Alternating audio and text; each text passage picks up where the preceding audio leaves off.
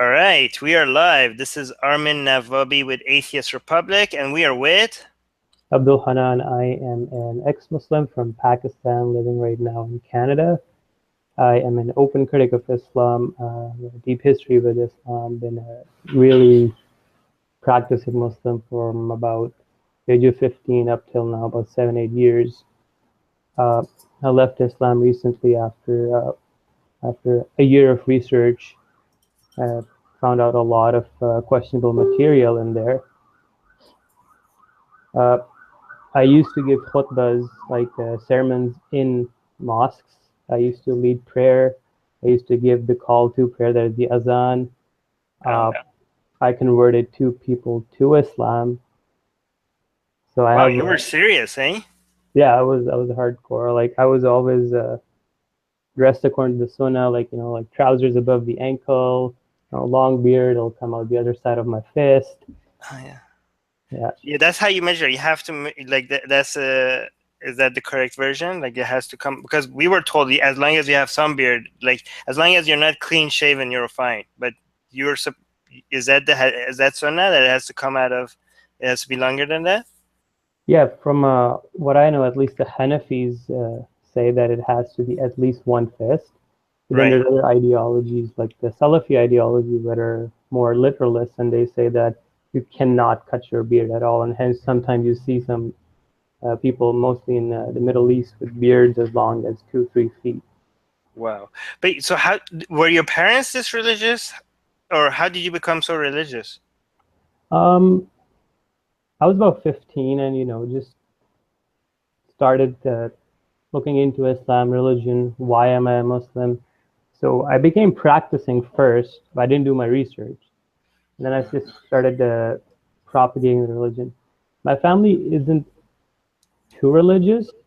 They do pray 5 times a day. My mom does, uh, but they still listen to music. They still go to concerts. They still watch movies. So they're not super conservative. Right. So, what were they? That's how I became very religious before doing my research as well, and then doing my research brought me to atheism. Yeah. But did your I was freaking out my parents when I became very religious. Were your parents kind of like weirded out by your extra being extra religious Oh yeah. Initial reaction was that they wanted to disown me. They didn't want to talk to me. They were for being shocked. religious? Oh, sorry for becoming an No, atheist. at first, no. I'm just saying.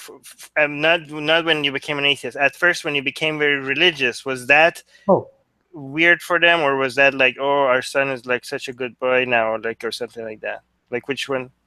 yeah, they were happy. They'll actually use me as an example for people. Like, look at this Uh, boy. He's so nice. He's so pious, so righteous. And then people will look up to me, like in high school, throughout, like any school function or any meeting. I'd be reciting the Quran in the mornings. Actively propagating religion in schools. So I was like all the teachers, all the people around me, the way society is in Pakistan, they appreciate if you're more religious. I was the opposite. My parents were freaked out by by me becoming religious, and they were relieved when I became an atheist. Oh, But what happened? So you're saying so you said when you became an atheist, what happened then with your parents? my parents were like really shocked. Their initial reaction was like, you've been possessed by a jinn, which is a mythical smokeless uh, being made out of fire in the Islamic tradition, kind of like Yeah. demons. They said that don't talk to us. Uh, my parents initially threatened to disown me and stuff. Uh, it was hard to go through. Hmm. Uh, I lost a lot of friends. I lost about 150 friends within a week. Really, really close classmates. All my relatives, even my aunts, uncles, cousins, all unfriended me or blocked me. So It was it was equivalent to losing everything. Yeah. Are your parents in touch with you now, or have they still? Are they still? Over time, things have gotten better, and yet I talk to my mom and my dad regularly now. But there was a really rough patch in between. Mm, But it's way better now. I mm. just tell them, you know what? You're still my family. I still love you. I'm still your son. Let's just put our differences aside. I mean, you can keep your religion to yourself. Let's talk about other things. By the way, that's not very Islamic to say that you're possessed by a jinn, because only Iblis is the only jinn that could make you do bad things. The other ones don't have that power, right? Yeah, Yeah. yeah. All right. So, um, anyway, I found you on Reddit ex-Muslim, right? Mhm. I Yeah, saw people were screenshotting some of the, because on Facebook you keep screenshotting some verses in the Quran, and you or the Hadith as well, right? yeah. Sometimes, and then you criticize it, and your analysis is very in depth, right? And you have a lot of knowledge, and because you were, I think because you were also very religious, you have much more, like, I know a lot of ex-Muslims that don't know the Quran and the Hadith as some other ex-Muslims, but you have a lot of deep understanding of these verses, right? By the way, when you became an ex-Muslim, what was it? Do you have like any, was it a gradual path, or was it like a moment of realization? Was it the Quran and the Hadith that made you leave Islam, or was it argue no lack of evidence for God? Like, is there anything that specifically made you decide to leave Islam? It was definitely a gradual process, lasted about a year. Um, so I was hanging out with a lot of non-Muslims as I'm living in Canada. So, I mean, they started asking a few questions, why do I have my beard this long? So I told them I'm a Muslim, and a bunch of other things. So uh, they criticized some aspects of Islam, and the criticism was really good. So I was like, oh, I'm going to answer them. And my intention was I'm going to make them Muslim. But the more I looked into the matter, searching for an answer to their queries, I found out that, hey, this is also different. This is weird. I found out a lot of stuff that didn't make sense. And then, over the course of a year, like I watched both sides, criticism of Islam, uh, pros and cons, uh, tried to get explanations, but none of them were satisfactory.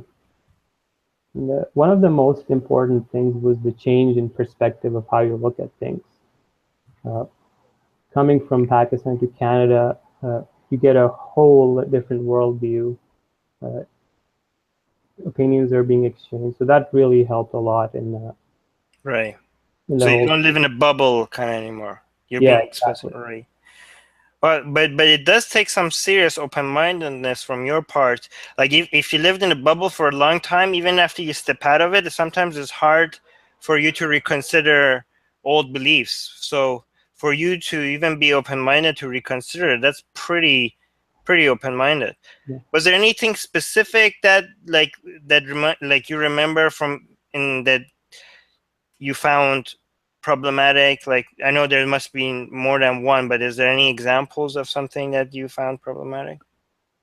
Well, I've been watching quite a few documentaries about this one thing in Pakistan was Amongst the Believers. It was on Netflix, and it's about these clerics that are propagating Sharia in the capital of Pakistan and ended up being a military conflict and whatnot. That kind of opened my eyes that, hey, this is exactly what Muhammad did. This is exactly what Muhammad was striving for. And then I had like, wait, this this doesn't sound right. This can't be the religion of God. Nobody wants to live in a society, where uh, Sharia law is being implemented in a like hands are being chopped. A lot of graphic violence in that documentary. Another one was Saudi Arabia Uncovered. Those kind of opened my mind uh, as well. All right, But I'm there was, hearing my mouse clicks in the speaker. Is there, it's okay. Is there any way to reduce the echo? But that's okay. But anyways, um, so we wanted to talk about, like, one thing that you wanted to talk about here is some verses, the Quran, right? yeah, And definitely. how, there are some verses. I heard about this, after I became an atheist, and I was very Mhm. shocked that actually, because I thought like, yeah, Quran, is obviously made up, but one thing I still believed as an atheist was that it never changed, right?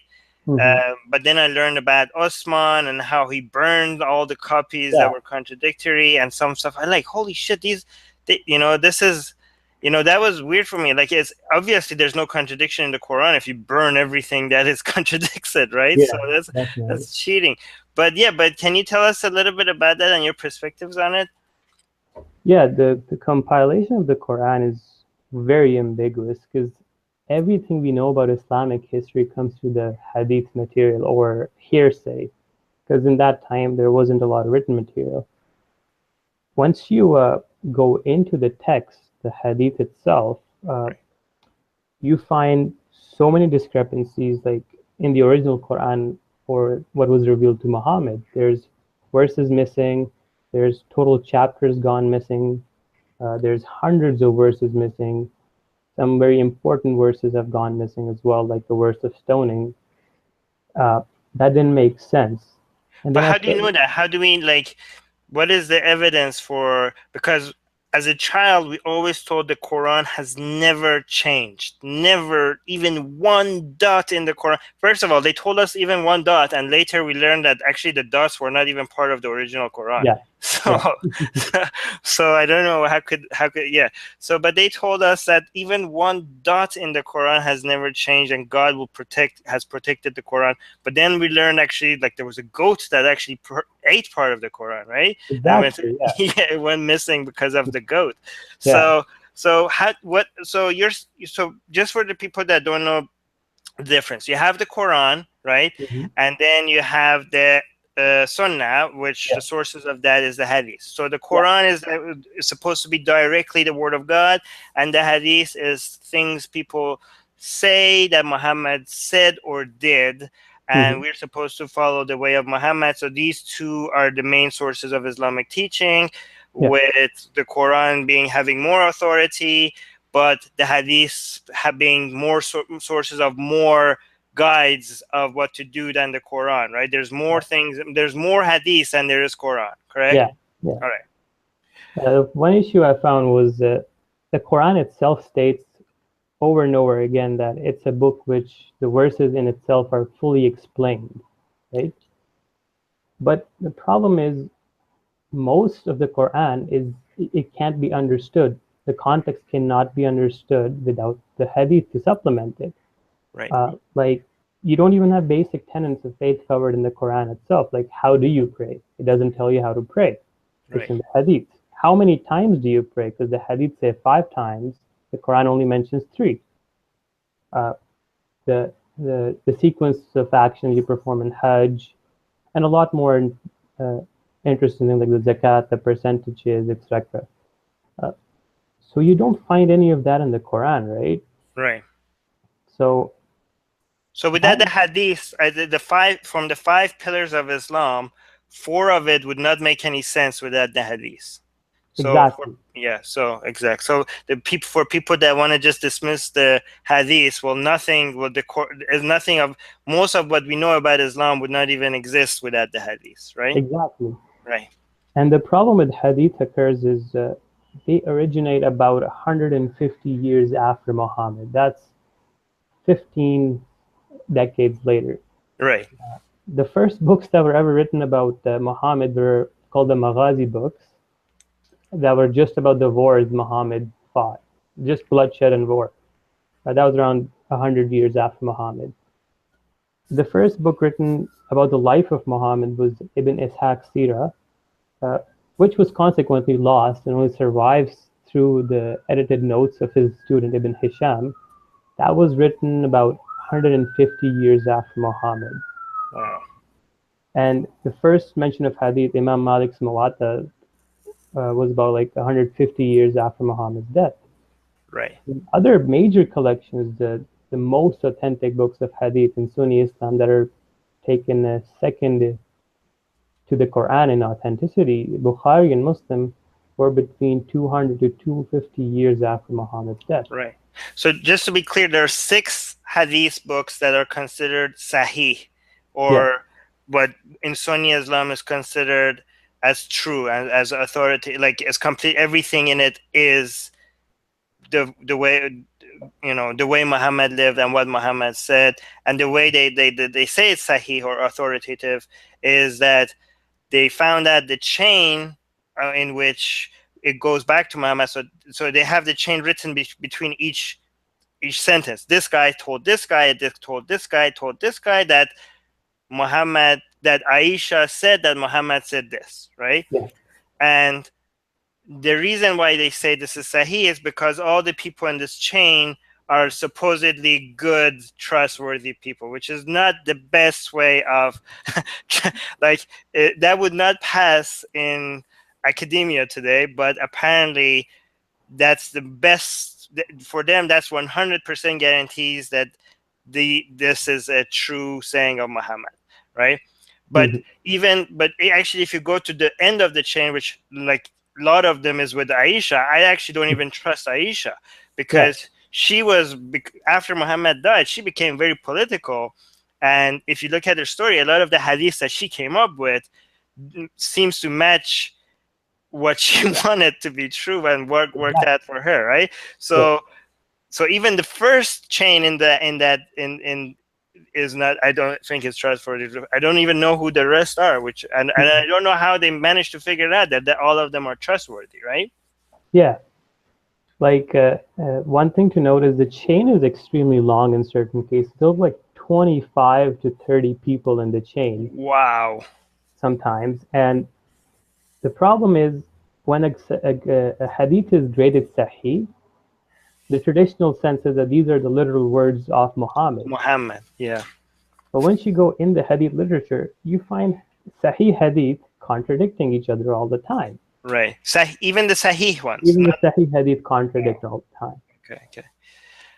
But honestly, if you have 20 people between the Muhammad and the person that actually wrote it down, it's almost guaranteed that you have like the Chinese whisperer game going. Like it's almost guaranteed that this is not the word of Muhammad anymore, isn't it? Like I don't know. Like I don't know how you could determine that 25 dead people were all trustworthy. How do they manage? Like how do they manage to?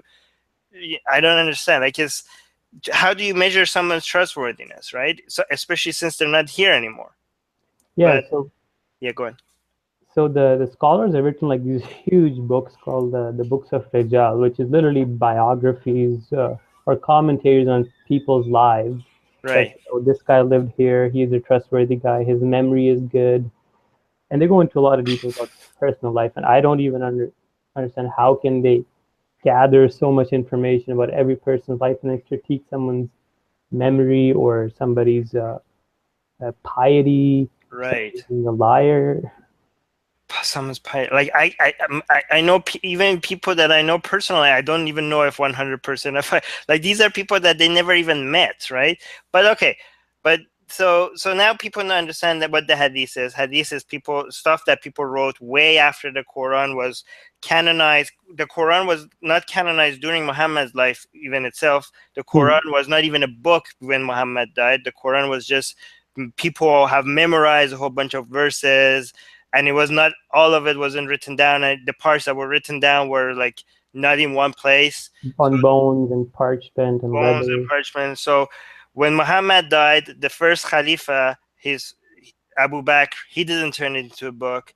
The second Khalifa, Omar, he didn't turn it into a book. It was Uthman, the third Khalifa. He decided to get all of them together, and he Hmm. recognized that, okay, shit, there's contradictions, right? Yeah, And he was the one that decided which ones are true and which ones are not true, right? yeah, And he burned all of them. So it was basically Osman's decision. He might like even if this was the word of God, like we don't know, like he might have burned out the actual word of God and kept yeah, something that was false, right? And he actually got Aisha to come and change. Aisha actually came and changed some of the verses, didn't she? Right? She sat down with Osman and she was like, "No, this is wrong. This is what Muhammad said," which is makes Aisha actually one of the authors of the Quran, which is right, right. And some parts of it that Omar actually remembered some parts that didn't make it because the stoning part, right? Like yeah. you're supposed to stone adulterers, Hmm. but that part didn't make it in the Quran, but Omar, the second Khalifa, he remembered it. And he was like, no, I remember this being part of the Quran. So he stoned adults, right? Is that correct? Yeah, definitely. Uh, the problem arises when you look at the hadith literature, right? There's so many verses that have gone missing, and I'll share a few right now. I'm just Okay. gonna pull a reference and share the screen.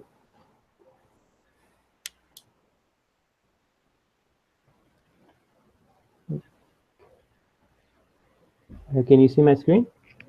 Yes, I can see. Okay, I'm going to have to not talk so that your screen shows. Okay. So this is one of the verses that's gone missing or was used to be in the Quran but is not found there. It clearly mentions that there were verses Can you about zoom in? breastfeeding. Can you zoom in?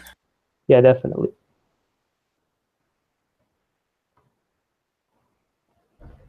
Is that clear? Yeah, that's much better. And to be clear, this is a hadith. Yeah, this is a hadith. It's in Sahih Muslim, which is the second most authentic hadith book, and all the narrations in this book are considered 100% authentic by traditional scholars. Uh, so here, Aisha again mentions that there's verses that are 10 sucklings, and then there's reduced to 5, and now it's no longer found in the current Quran. And let's pull a few more. And There's this, just to be clear, this is one of the Sahih hadiths. That means that this is considered true by all Sunni Islamic schools of thought. Is considered to be true, right? And yeah, Shias are a little bit different, but they also share some of. Is this accepted by Shias as well? Because I know, for example, Shias have Nahj al-Balagha, which Sunnis don't, right? But I yeah. don't know how many of these 6 books are considered Sahih by Shia scholars. Shias actually have, I believe, totally different books on hadith, and their criteria for grading hadith sahih or weak is different compared to the Sunni. They don't trust some of the narrators that the Sunni scholars do. So a lot of the hadith in Bukhari and Muslim, the Shias outright reject, and they have their separate own collection of hadith. Right. Okay. What? So somebody is asking, how many years was the collecting? Like, how many years? I think after Muhammad died was the collection of the Quran done. The first collection of the Quran was done under Abu Bakr's reign. That was quick, about 5 years after Muhammad's death, if I'm not mistaken. What happened was there was a battle of Yamama where a lot of the memorizers of the Quran had died, and Omar feared that the Quran's going to get lost, so he convinced Abu Bakr to compile the Quran into one place. After that was done, uh, about in the time of Uthman, I was the third caliph of Islam. Uh, he So, was so Abu notified. Bakr started it, but he didn't finish it. Osman finished it. Yeah, so they Right. did have a physical mushaf or a copy in the time of Abu Bakr as well that was given to one of the wives of Muhammad for safekeeping.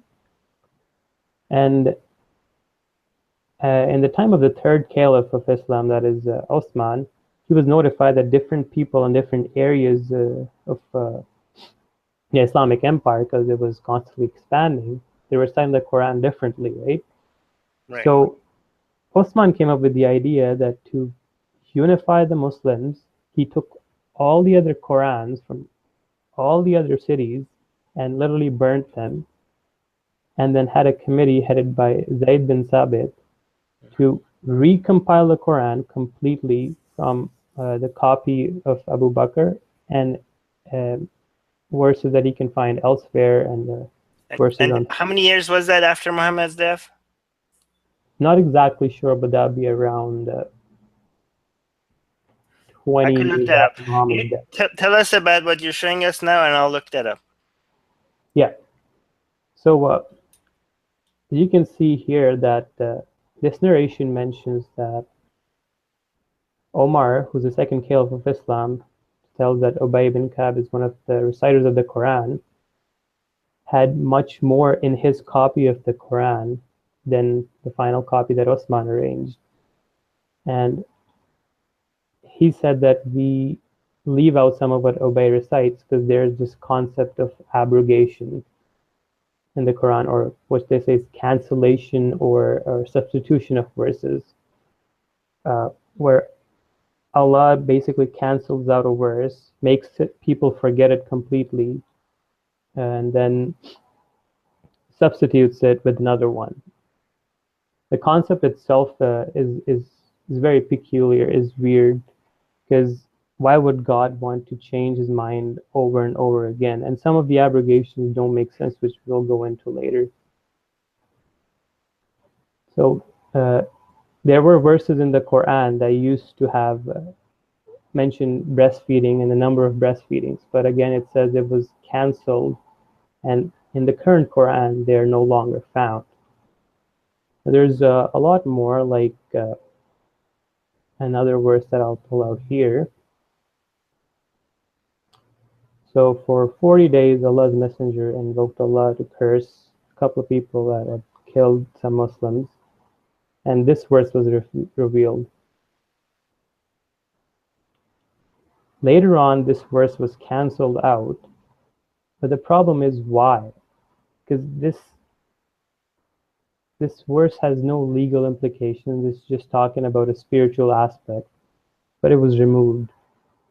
So that's really suspicious, and it's no longer found in the current Quran. By the way, just to be clear, these hadiths that you're showing, it's missing a big part at the beginning of it, right? The original ones usually has so and so told so and so told so and so told so and so, but I think the English translation just starts with the part that the quote starts. Correct? Yeah. If you want to look at the chain, then you can just look at the Arabic and list the names as well. So that in this chain, for example, it's one guy here, 2, 3, 4, 5, 6.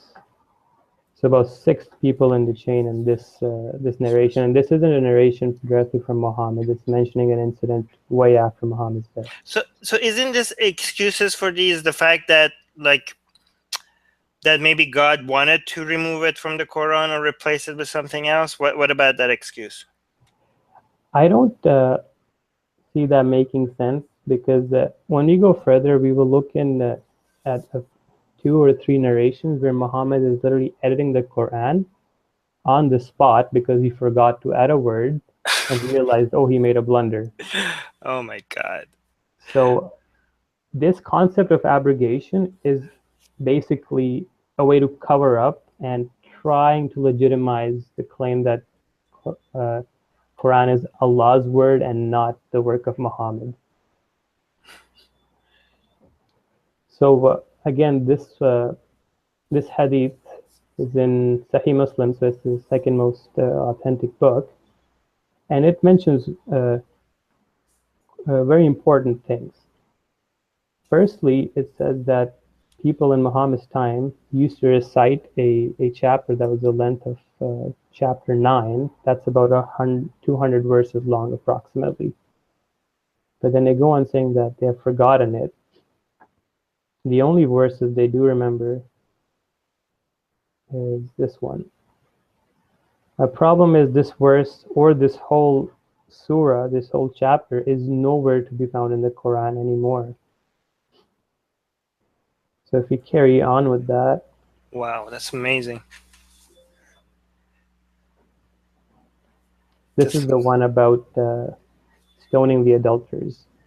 This verse is very significant for the mere fact that you ask the question, why would God abrogate a verse but preserve the ruling in the hadith or the sunnah?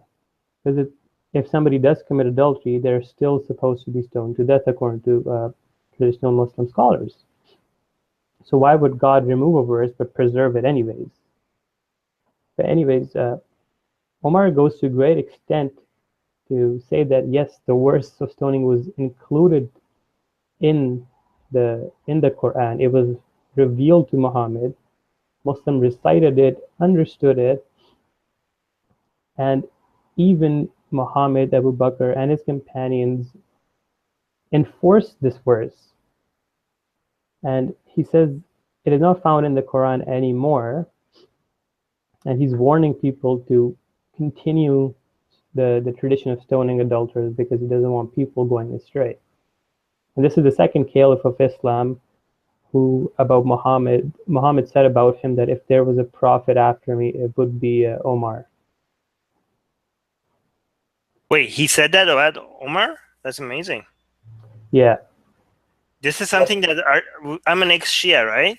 And Mm-hmm. Omar and Abu Bakr and Osman, they were all evil people that denied Ali his, being Imam, right? So when Muhammad was in the cave with the Mm-hmm. spider and stuff, it was with Abu Bakr, right? They Yeah. told us the story, and they never told us it was Abu Bakr because we were never supposed to know that these people did anything good.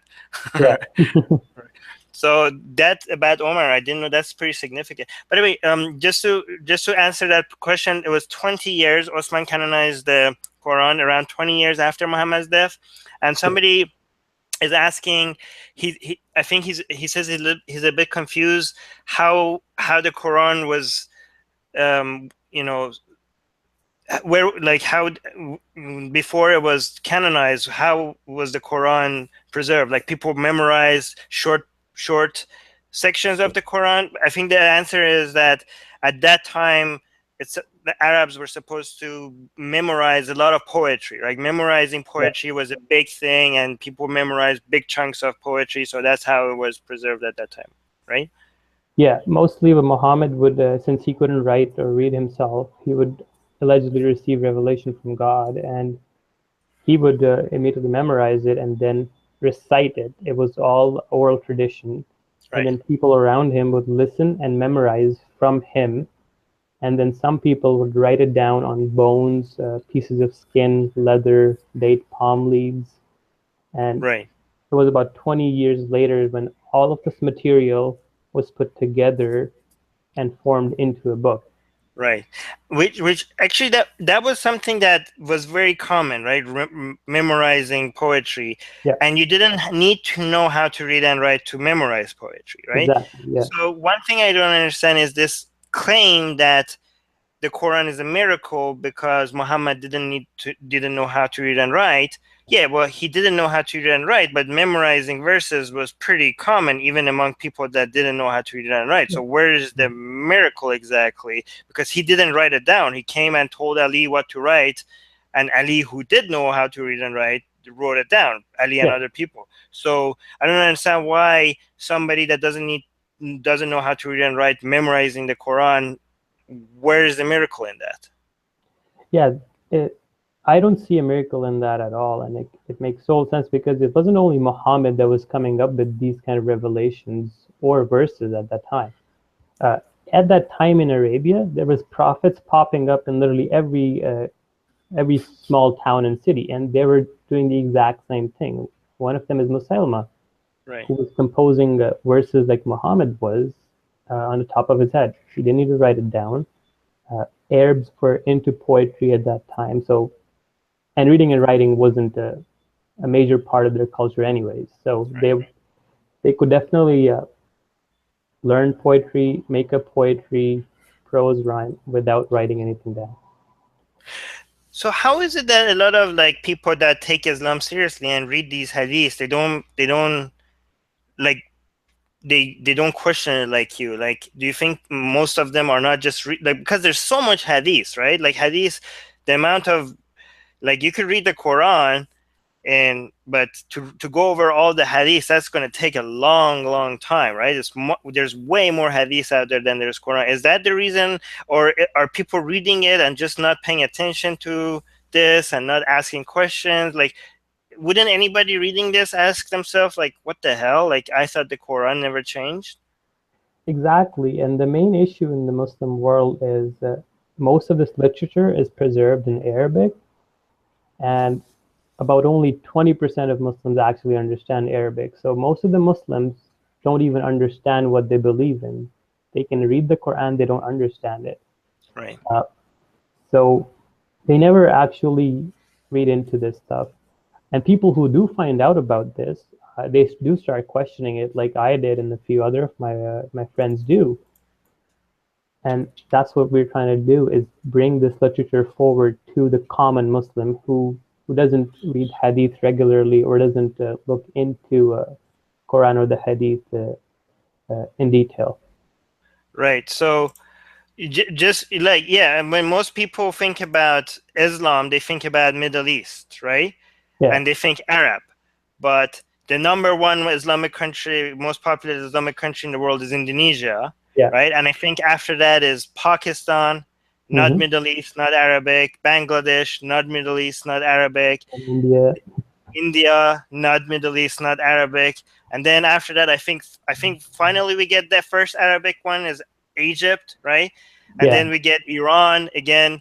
This one is Middle East, but not Arabic, right? hmm So there are a lot of people that have memorized the entire Quran and have no idea what it says, not right? even a They just single word. memorize how to, yeah. So yeah, did you? But so yeah, I mean, we had to, like, even when I in school, when they made us recite the Quran, we learned how to recite it, but we rarely read the translation.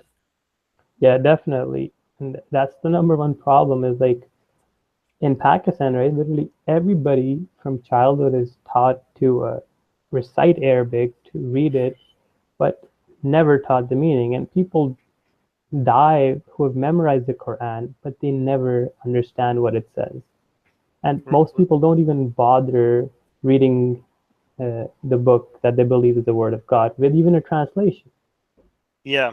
Yeah, not yeah. Most people don't even bother reading the Arabic, but the people that most of the people that do bother reading the Arabic don't read the translation. And when you are forced to read the translation, it's usually picked and choose for you which parts of it to read, and that's part of the school curriculum, which is not like, Yeah. even when I became an atheist. I became an atheist not because I studied the Quran. Like, I did eventually, like, became more hardcore atheist because of that. Mhm. But my main path to atheism was first through doubting God, right? And then Mhm. I met other people who were doubting Islam, but their path was mostly through studying the Quran. And when they brought these verses to me, even as a non-Muslim at that time, I was like, no, that's not in the Quran. Yeah. Like a And jump. I feel like, even as an non-Muslim, like, are you serious? Like, no. And then I went and picked it up, like, holy shit, that's in the fucking Quran. Like, Yeah. like this book was next to me all my life, and I never knew that this was in it. Like, do people know? Like, this is, why do people not open this and just read it? It's right fucking there. It's right next to you. It's telling you that you could have sex. Okay, this is not. You could have sex with the wives of people that you captured in battle. It says it right there. Like, holy, And their like, husbands are still alive. yeah, because actually the verse starts like this. The verse is like, you can't have sex with a married woman, of course, except, like, what? Except, like, so you could have sex with a woman that is already married. Like, what could it possibly be that makes that Yeah. okay? And then if you captured them in the war against the enemies of Allah, like, holy fuck, these are, like, they're treating women like this is not like these Quranists, Western Quranist people that say, like, oh, ignore the hadith, just focus on the Quran. Well, this is in the fucking Quran, right? I don't know. Yeah. It pisses me off, right? But somebody is asking. This is a little bit different from what we're talking about. We'll get back to this. But somebody is asking, what do you think about Sufi Muslims? Sufi Islam is a more tolerant version, more peace loving, more music, dancing. But So still bullshit. yeah, definitely. The source is the same, right? The book is the same, the basic tenets are the same, the sources are the same. The thing I have with problem with Sufi Islam is that it seems all nice and, lovey dovey and not very barbaric and not much blood and killing, but it's still, you know revering this book that is Hmm. asking for us to do all those things, right? Yeah.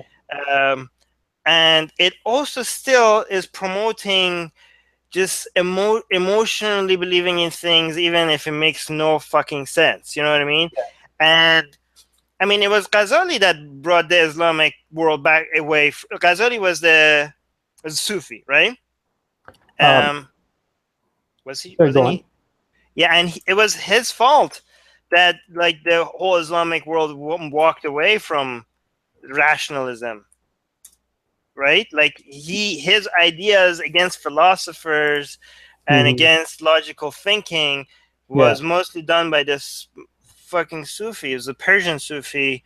Yep, yeah, it was him. Yeah, it was a mystic. He was a Sufi, and I think it was mostly his war against philosophers and Mhm. rationalists Yeah. um, to that brought the is like that gave what like eventually destroyed anything that was like resembling to a there used to be a surgeon like people like moving away from theological thinking and focusing more on rationality in the Islamic world and science, and he came along and he said like no, fuck all that, Hmm. uh, you know this is not how you gain truth, and he became very popular, and I think Yeah. he started all this.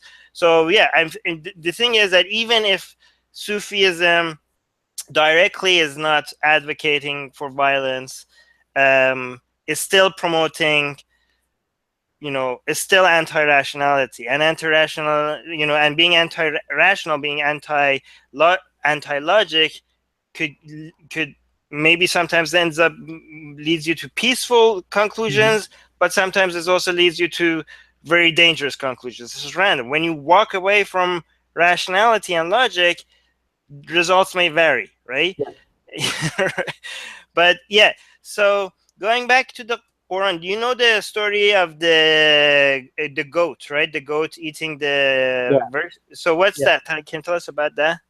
So the verse is about breastfeeding. Um, were on this piece of paper with Aisha, and she was mourning Muhammad's death, and so a sheep snuck in the in her house and ate that piece of paper that had the Quranic verses on it. So the verses have been permanently lost.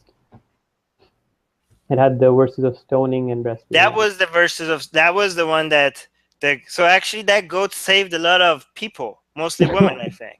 All Yeah. right. so, so, wow, thank you, goat. Whoever you, yeah, wow. So a lot of people that have not been stoned were lucky that a goat ate. Yeah, wow, amazing. Well, I So mean, yeah, the the punishment for adultery is still stoning in Sunni Islam because they still derive it from the Hadith, which Muhammad still said that yeah, stone people to death. Which I yeah, mean, but it it's would been probably be done. more of it if it was still in the Quran, right? Definitely, Yeah. definitely. So um, so not the goat. She didn't save everybody, but she saved a whole bunch of people. Yeah. I'm assuming her gender. Um, so about the Quran itself, right? So Muslims believe the Quran was revealed to Muhammad and he wrote it down. It's a direct word of God. And actually, the Quran was not created at the time of Muhammad. The Quran existed independent of time, right? Hmm. So the Quran existed all the time. It was just revealed to Muhammad when Muhammad came. But there's a copy of the Quran in heaven, which is the original copy. Hmm. And these Qurans that we have is just a copy of the original copy in heaven, and that Yeah. that version was there when Jesus was here, when Adam was here, like it was there before even the universe was freaking created. The Quran Yeah. still existed, right? Yeah. um, and we're talking when we're talking about the Quran, most Muslims don't know we're not talking about all the vowels and all the dots. The part of the Quran which is the holy, the sacred part of the Quran is just everything except the dots and the vowels and stuff, right? Yeah. And the thing is that that part of the Quran is the uncreated word of God, right? Hmm. Yeah. That means that it's the only thing in the world that God didn't create, right? Hmm. Which existed with God at all time and all places, Yeah. which kind of contradicts one of the most fundamental, actually the most fundamental core beliefs in Islam, which is the Tawheed, right? Yeah. Which is there's only one thing in the world which is divine, not Muhammad, not anything, not anyone, not any items. It's just God, right? Allah is the only divine thing. But one thing that the Mu'tazilites, which was some other philosophers, they're like, okay, the Quran can't be uncreated word of God because now we have two things in the world which are divine. One is the Quran and one God, and that goes against the Tawheed. So Yeah, they believed that no, the Quran is the created word of God, but they all got killed and destroyed. Now they don't exist anymore, right? So now the belief is that the Quran was the uncreated word of God, which is somehow a contradiction to Tawheed, right? Is it definitely. And it's also the literal speech of God. It's not right? just written words, it's what God spoke to Muhammad through the angel Gabriel. So once you say there's literal speech, you're left with very little room for variations in the text. So what's the difference between saying the word of God and saying like like these are so what's the main difference, like people, for people to understand the significance of this? So, for example, the Bible, right? Christians claim that it's the word of God, but they don't say it's the literal speech of God. They say that it's the inspired word of God that was written down over a long period uh, through men. Right. When it comes to the Quran, it is Allah literally speaking to Muhammad through the angel. And when you read the Quran, you see that it sounds more like a conversation between Allah and Muhammad all the time. Right. It's not like God is speaking to you. It seems like you just walked into a conversation between two people, which is between God and Muhammad. It's not Yeah, directly like, hey, Muhammad, tell people to say this, and so it's just yeah, between two people talking. That's the whole Quran, right? Yeah. yeah, definitely. Right, but and that's why the Quran means a lot to people. So when you're looking at the verses Quran, this is why Quran is so significant, because these are the spoken words of God. This is why even to this day, as an ex-Muslim, I have a problem touching the verses of the Quran without wuzu. Right, wuzu is like the Islamic washing, the blessing that you get. That, and you're not supposed to touch the words of God if you don't have the wuzu on. And even to this day, like I open the Quran, I still touch the edges, and I sometimes have to remind myself, like, what the fuck are we touching? Like I touch it, like no, touch it, it's okay. Right?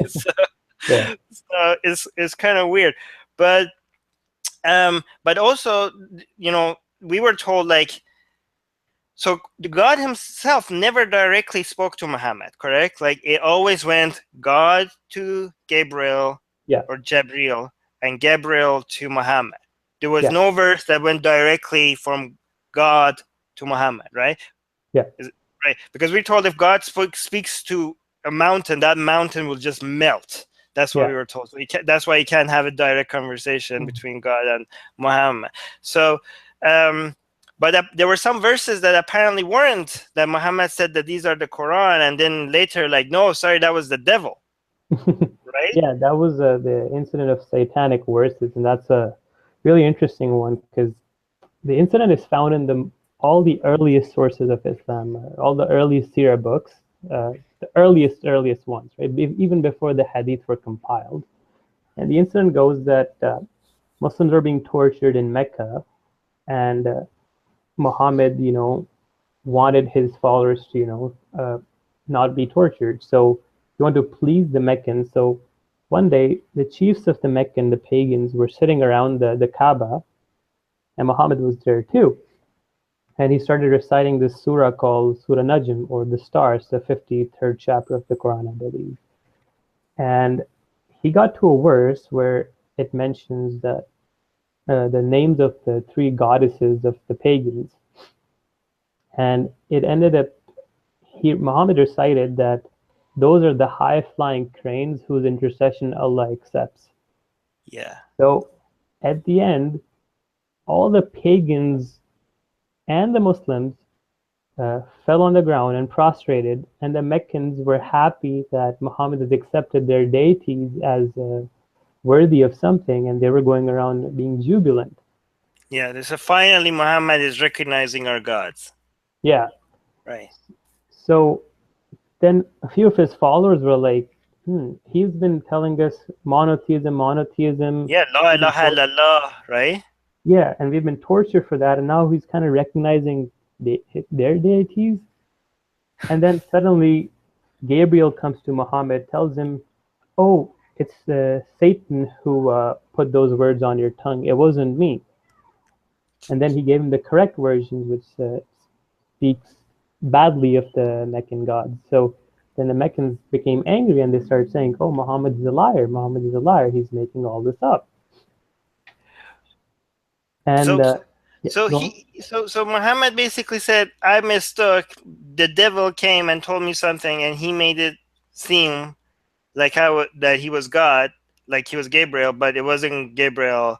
I was tricked, right? Yeah, And which if my question to Muslims is, if Muhammad is capable of being tricked by the devil or Iblis, right?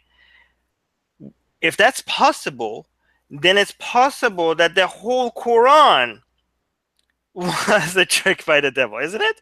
Right? definitely. What makes you not think? Or how can we be sure? Like, if you believe like all that crap, that another religion is true, and this whole thing is just the devil trying to move you away from the true religion, because he himself admitted that he was capable of being tricked by the devil.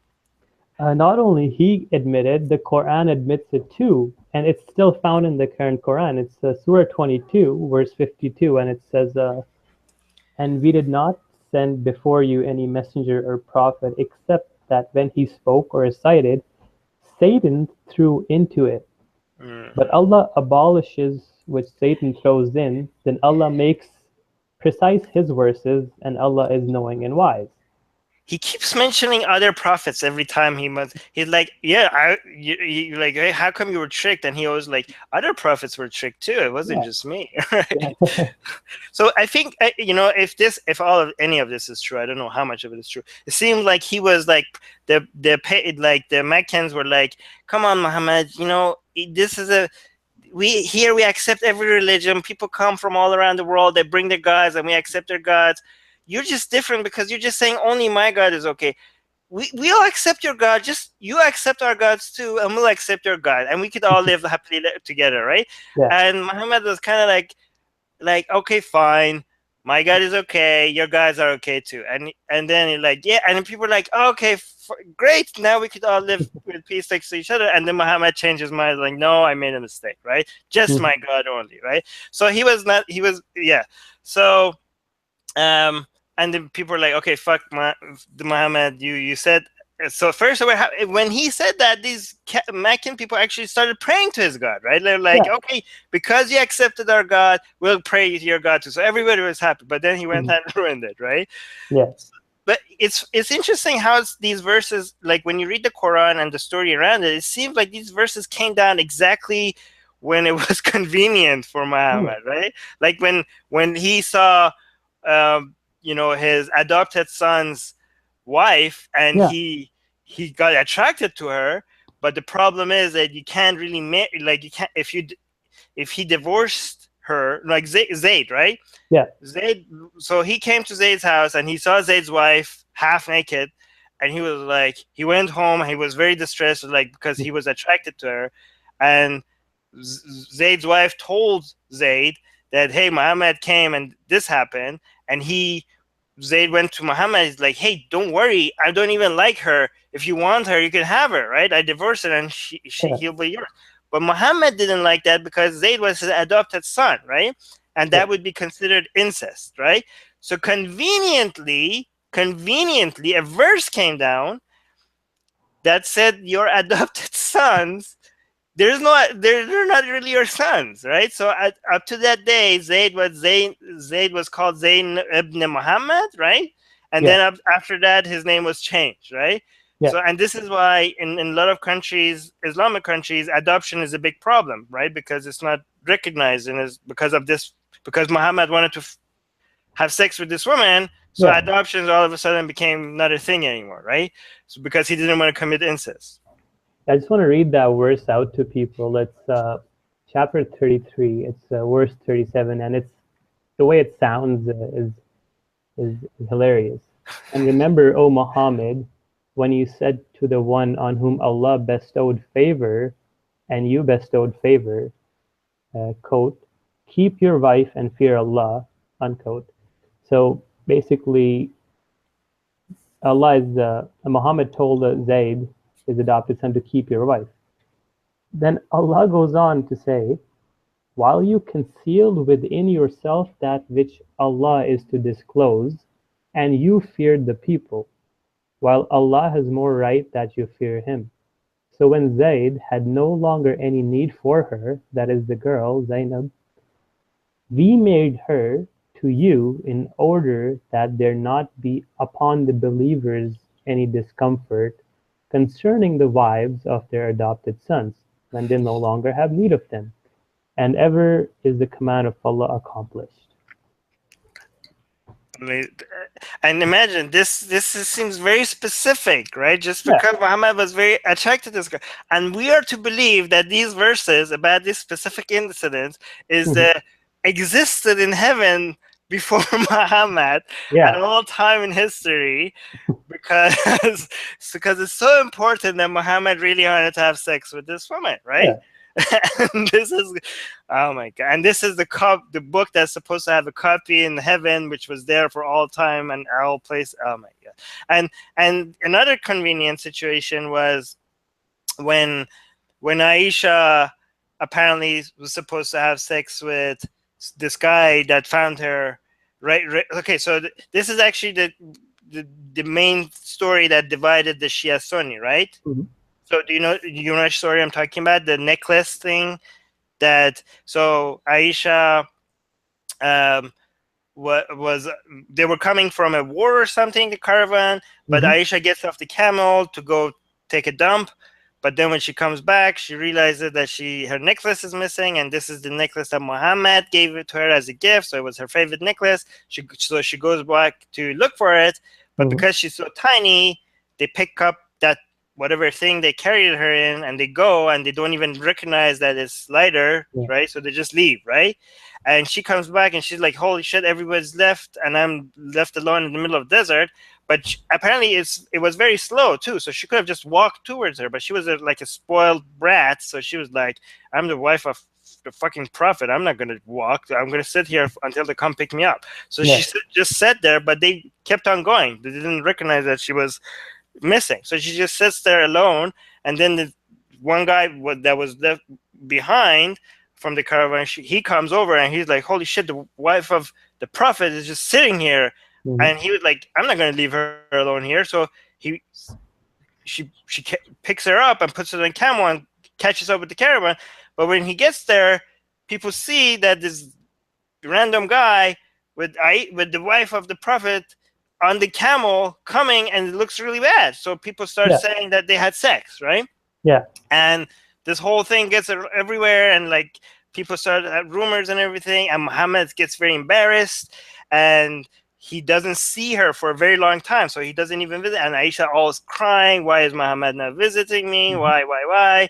And everybody keeps talking, and Muhammad is very distressed, especially because he really likes Aisha. But then he had the meeting with Ali and Abu Bakr. Abu Bakr, remember, he eventually becomes the first Khalifa, and Ali becomes the fourth Khalifa. And this is why. Because at this meeting, Ali says that, Muhammad, you're the prophet of God. This is embarrassing. Just fucking divorce her and get a new Mhm. wife. You could have anyone you want, right? Yeah. And Abu Bakr is Aisha's father. And Yeah. he's sitting there and he's like, hello, I'm here. You're, I'm right here. I can hear you. And Mhm. this is where the divide between Abu Bakr and Ali starts. This is the divide between Aisha and Ali starts. This is why we have the war of the red camel between Aisha and Ali, which I Mhm. never understood how Sunnis talk about this, because for us, Ali is the good guy and Aisha is the bad person, right? So we always like, okay, we're on Ali's side, but for Sunnis, both Ali are good and Aisha are supposed to be good too. So Mhm. I never understood how they, like, for you, you were Sunni, right? Yeah. So for you guys, this war between Aisha, the mother of all faithful, and Ali, the fourth Khalifa, how could they both be correct? And like, how did you guys explain this war between these two people? Well, the story we remember is that, at least as taught in school by my Islamic studies teacher, that both of them were right. And what Ali did in the war was he didn't want to hurt Aisha, And they say, some of them say that Aisha was young, so she was manipulated into fighting Ali. But during the war, Ali came and he cut off the legs apparently of the Yes. camel, so the camel fell, and the followers of Aisha thought that she's either dead or she's been taken hostage, so they surrendered. Whereas Ali had just like cut off her camel because he didn't want to hurt her, but still then wanted to end the war. That's the story I've been told. Right. Yeah, I've been told. I mean, I heard the same story, but where this comes, but the Quran comes is Muhammad's solution. Muhammad didn't take Ali's advice. Mhm. Muhammad came up with his own solution. Again, Muhammad has this, you know, get out of jail free card, Allah. which is which is God, right? Every time he needs something, God all of a sudden comes out with a verse. So Mhm. his solution was that, oh, I have a verse coming. I can feel a verse coming now, right about now, Yeah. and and a verse comes, and God says that Aisha is innocent, and if anybody wants to prove somebody committed adultery, they need four Well, witnesses. And if you can't bring four witnesses, you should be punished. If whoever said that, whoever is saying that the crime happened and they can't alleging a crime, but they can't have the witnesses, they're the one that should be punished, right? mhm. And so everybody shut the fuck up. My wife is innocent, and if you keep talking, you'll be punished. And this is God saying. God is saying my. And Aisha was surprised. Aisha is like, I didn't know I'm so important that God is going to bring a verse down for Yeah. me, right? Yeah. Um, so well, because Aisha was important to Muhammad, that's why it was.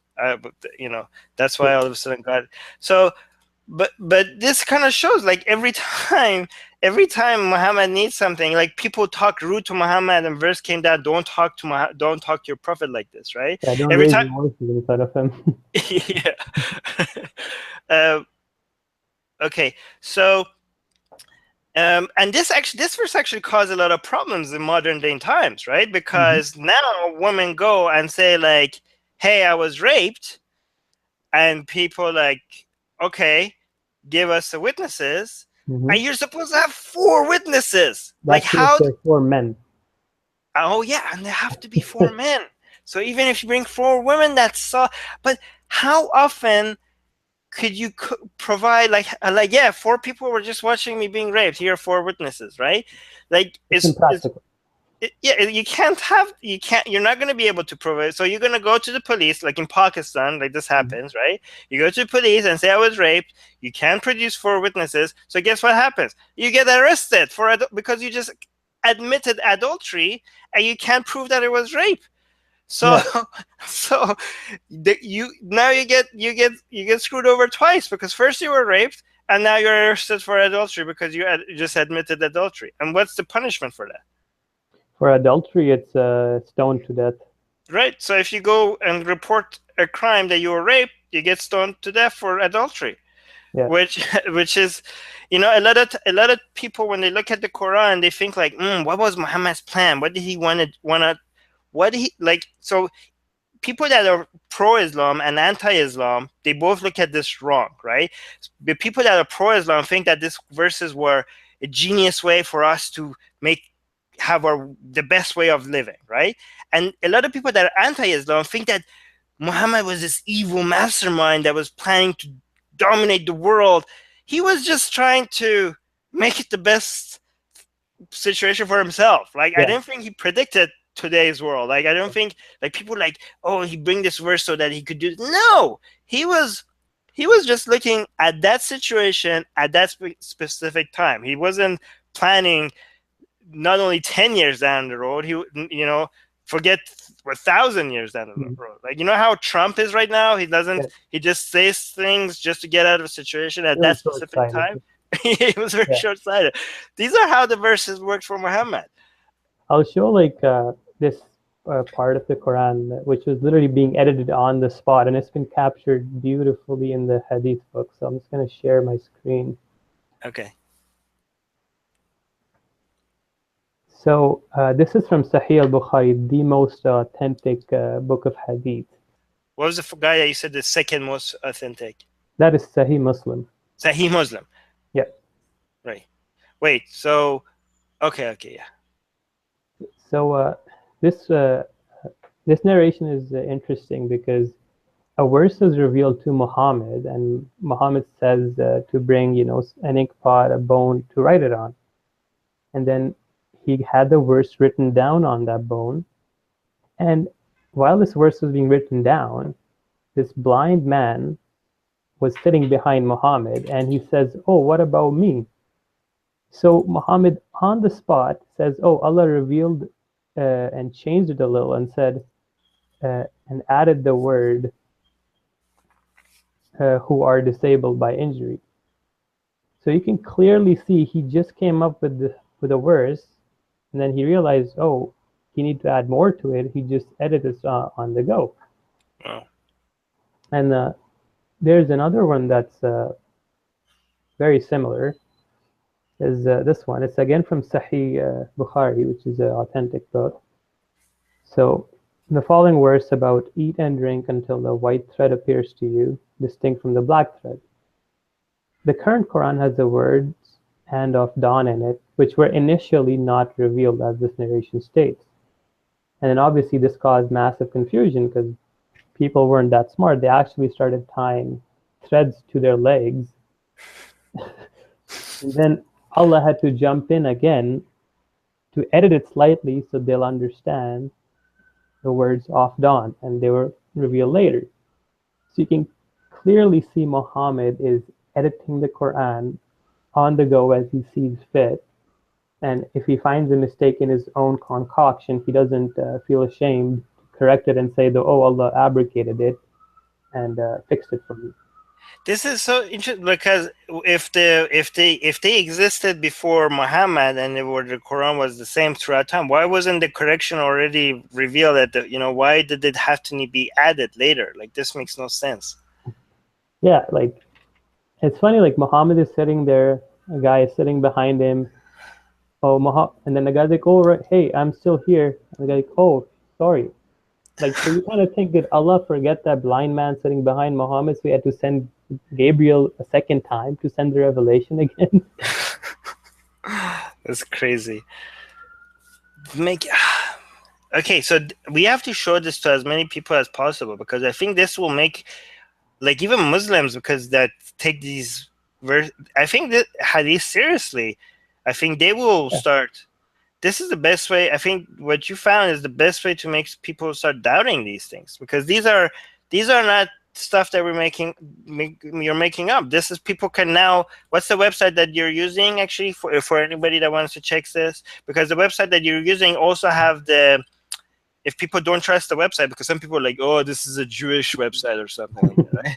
So It's yeah, sunnah.com. It's spelled Sunnah. right. And But yeah, go on. it's got a lot of hadith books, all the six major books, plus it's got a couple of extra books in there. And after every hadith, it has a classification of it that if it's authentic, if it's Right. not Can you share your authentic. screen again? So for people that want to verify that these are actual Sahih hadiths, like Yeah, definitely. because at the bottom of it, it actually shows. Okay, say something because here, let me just. Okay, Oh yeah, so oh yeah, yeah. Okay, so see at the bottom here, yeah, it says if anybody thinks that this website is a Jewish conspiracy, you could go and check that. You could check these, Sahih al Bukhari, go see if it's actually there or not, right? yeah, And what do you say to people that the Quranists? Well, we already kind of responded to them that if you're a Quranist, then most of Islam doesn't make any sense, right? And just to be clear, the Quranists are a very, very, very fringe group of people that believe that you don't need the hadith, right? Like these are not like some people make it seem like, oh, you only need the Quran, right? mhm, And some people in the West were like, okay, just look at the Quran only, don't look at the hadith. But they don't understand that in most of like 99% of Muslims think that you have to take that you need to look at the hadith, right? yeah.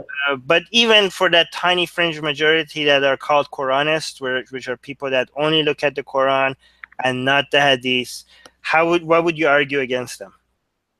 Well, firstly, I would say is uh, how do you understand how to pray if you don't want to read the hadith. How do you pay zakah? How do you go for the pilgrimage? What percentage of money you pay for the charity?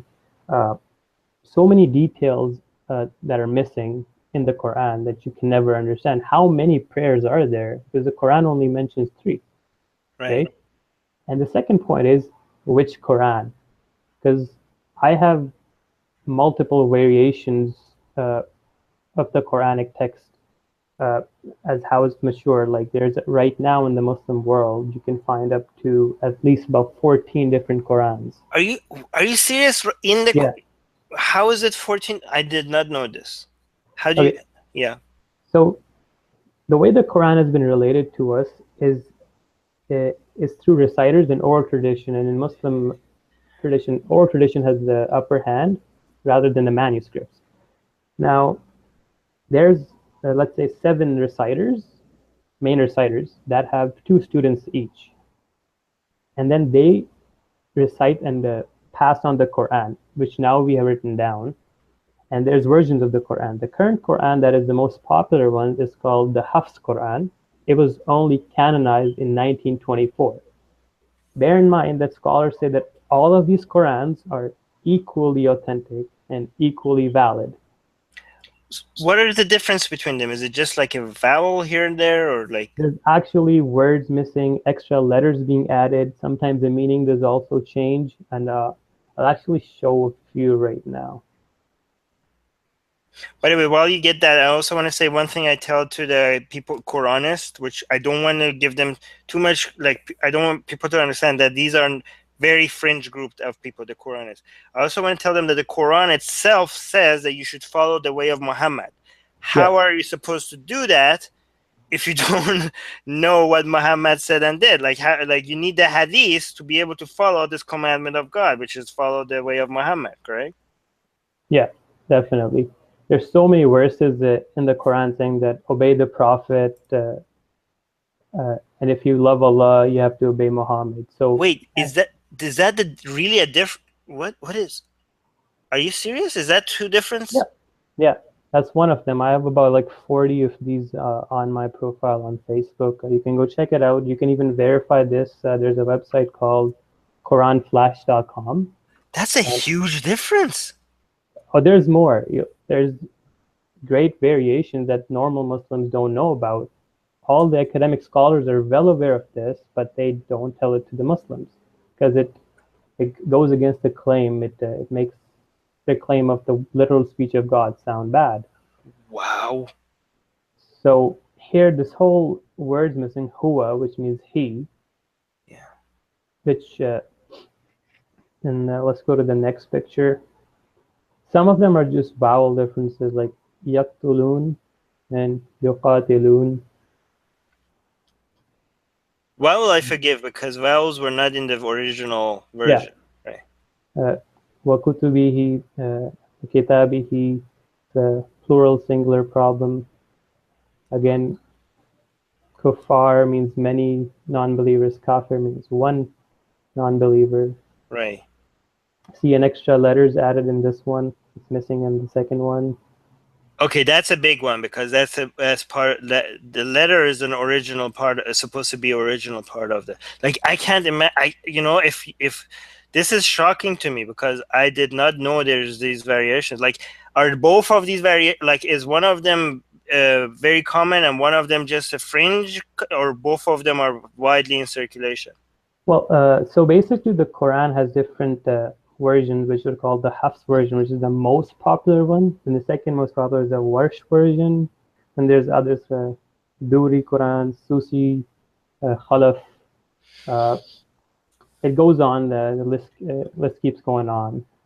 Okay. But there's seven with total of 14 that are considered more authentic, and they're all equally authentic. And what Muslims are told is the current Quran that they follow is just the Hafs Quran. The other Qurans are still being used in the Muslim world. You can actually go to an Islamic bookstore and still buy them.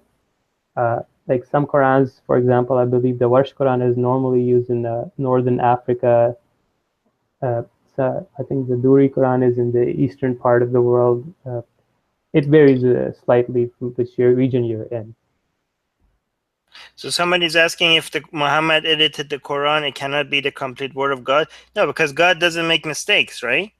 Yeah, Um, before, okay, so I'm gonna before right at the end, I'm gonna ask you how can people reach out to you? Is that okay? Or yeah, find? definitely. All right. So, but one thing else, because we're almost running out of time. But one thing else I just want to go over with you is the zaraba, the verse that where the wife beating is allowed, right? Yeah. So so that verse, let me just that's a verse that apparently the story is that Muhammad didn't want that to be true. Like he didn't want to allow men to beat their wife, but then he said like it's not me, right? Like it's God, right? So it was like his so he was basically trying to blame it on God, right?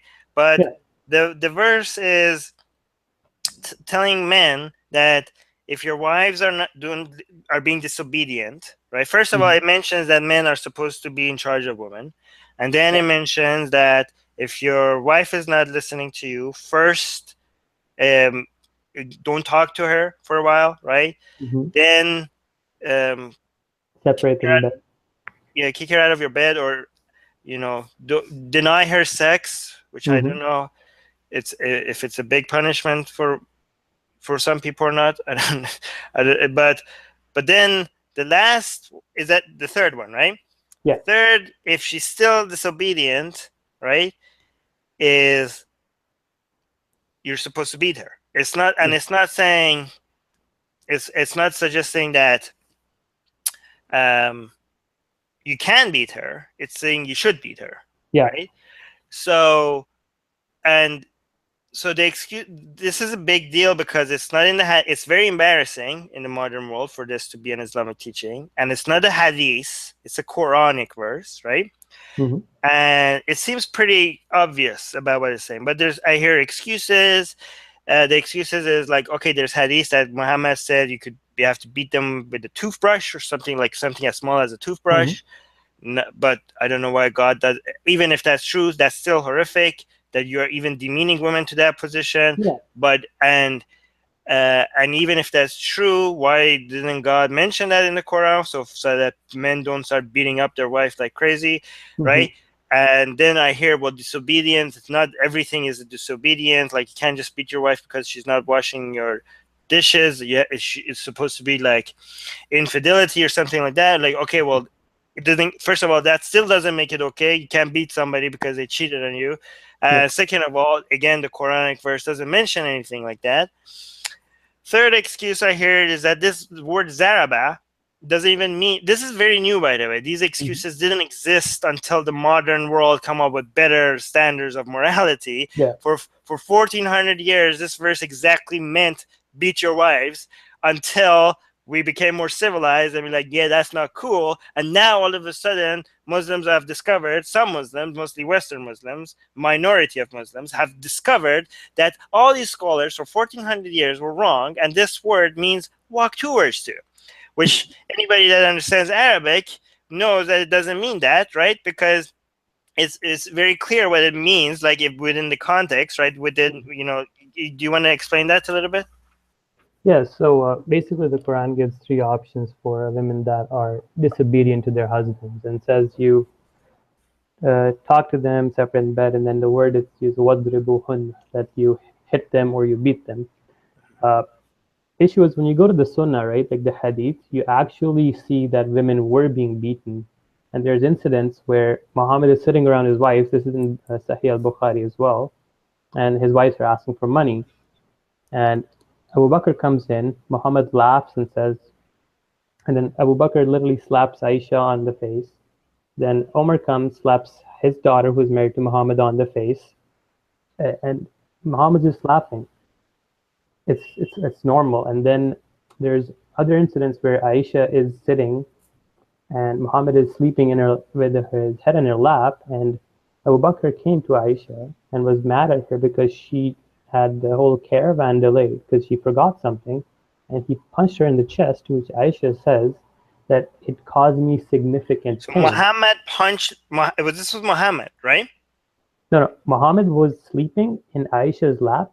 Abu Bakr came to Aisha and But I punched. heard a story when Muhammad punched Aisha. Oh, that's a different story. That's a different one. Okay, yeah.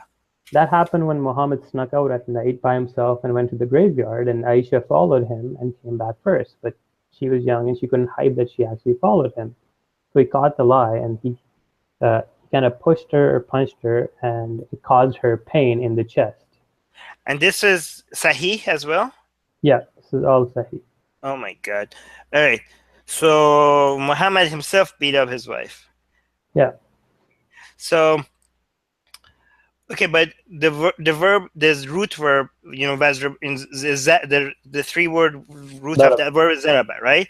Yeah. I think if it was supposed to be walking towards to, it would be like aina after it or something like that, right? So because it's not there, it clearly means hitting, right? Like anybody that knows Arabic clearly can see that this means hitting, right? So this is just an excuse to Westerners who don't know Arabic that hoping that they won't check to see like, oh, this means something else, but it's pretty clear what it means, right? And especially the hadith around that, even the hadith that says with a toothbrush makes it clear that this is about hitting, because you can, if it's with a toothbrush, it's not about walking towards to, right? It's like, how do we hit them? It's like with something as small as a toothbrush. How does that make sense if it's about walking towards somebody, right?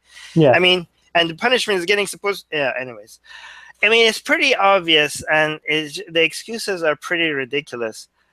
But yeah, so if a Muslim is listening to this and they're shocked and they don't believe you and think that you're part of devil's plan to cast doubt in their minds, or I'm a Jewish agent or something. yeah, you're hired by Israel to weaken the ummah.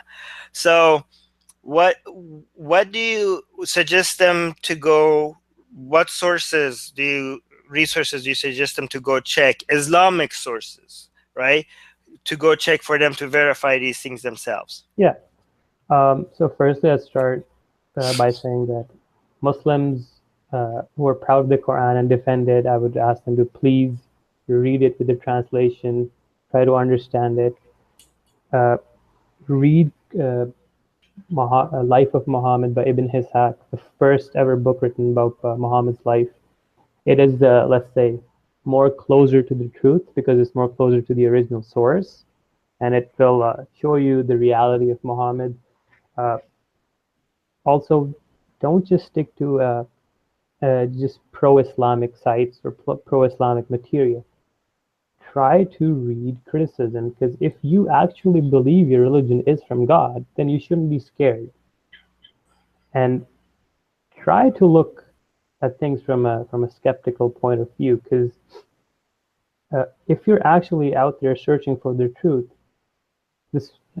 you have to do this one thing: is be unbiased and look at the material, look at the evidence and the understanding, and let it guide you to the conclusion. Don't presuppose that Islam is from God and then work your way downwards. Because what you end up doing is you start molding all these hadiths and these narrations that look bad to you, and you try to rationalize what they call rationalizing insanities. Try to be objective. Start scrutinizing Islam. The same zeal of evidence you ask for, suppose the theory of evolution to be true, put that same zeal, that same keenness for evidence for Islam. Have a set standard for understand what is right and what is wrong. That is great advice. And one thing you mentioned, which is so true, is that if you have a conclusion already in mind, everything you read and everything that goes against it you will see as foolish, and everything that even slightly supports it you see as credible. Like that. But if you already set on a conclusion, whatever you read, you'll always be biased. Try to put that destination, see where evidence takes you instead of having a conclusion already in mind. Yeah. If your religion is true, you will end up to that conclusion already. So there you have nothing to fear, right?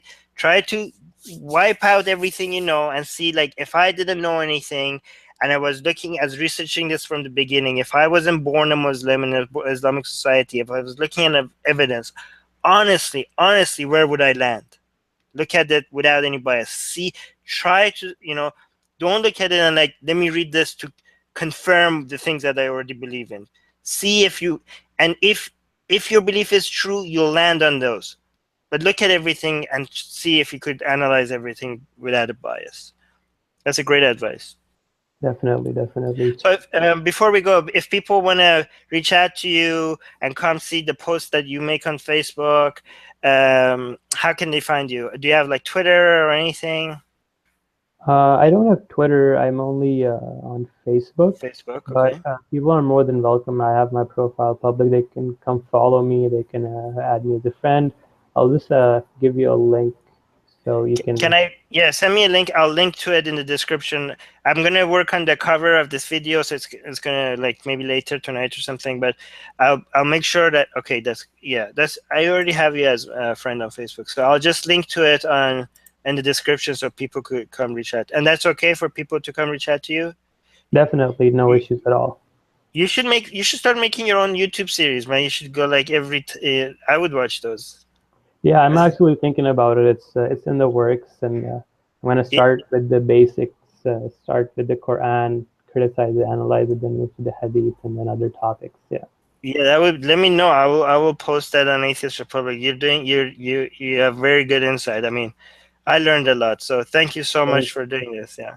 no worries. I You're appreciate. welcome. And even if you save one person from Islam, you basically saved a life from delusion, which is like you gifted somebody with reality if you could do that. So Yeah, amazing work. All right. Okay. Thank you, man. I'm gonna stay. it was awesome. Yeah. And also, by the way, if you start a YouTube channel, let me know so I could add it to the description here. So if people find this later, they could find your YouTube channel as well. All right. Definitely. But It was I'm gonna stop the broadcast, but stay on because we're still gonna be on after I stop the. By the way, okay. anyway, everybody in the live chat, especially Beej, you've been awesome. Thank you so much for the questions.